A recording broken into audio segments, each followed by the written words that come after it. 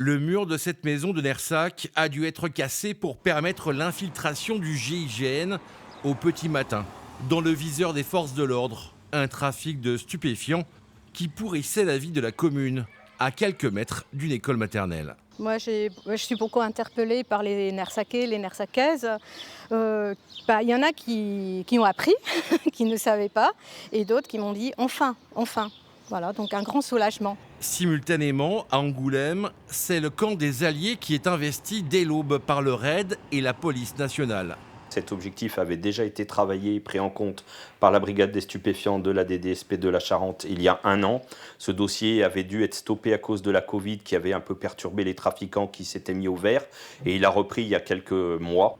Le lien entre Nersac et Angoulême est très vite établi grâce à une collaboration tripartite. Parquet, gendarmerie et police. L'ensemble des perquisitions a permis de mettre la main sur 1,3 kg d'héroïne, du matériel de conditionnement, 4 000 € en espèces et des armes. On s'est réparti les tâches sur les 2 zones de compétences. Et en fait, les policiers ont travaillé pour nous et on a travaillé pour eux sur des aspects complémentaires de l'enquête.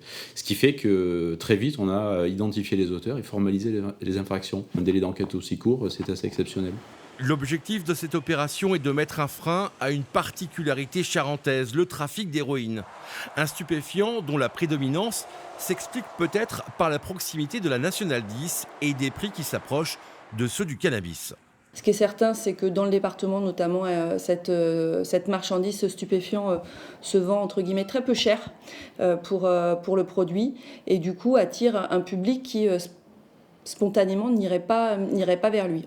On propose ça à de jeunes consommateurs qui ne mesurent pas les conséquences que cela va avoir pour eux en termes d'addiction et de consommation au long cours. Au total, 11 personnes ont été interpellées, dont 2 mineurs. Elles devraient être déférées au parquet d'Angoulême dans la journée de vendredi.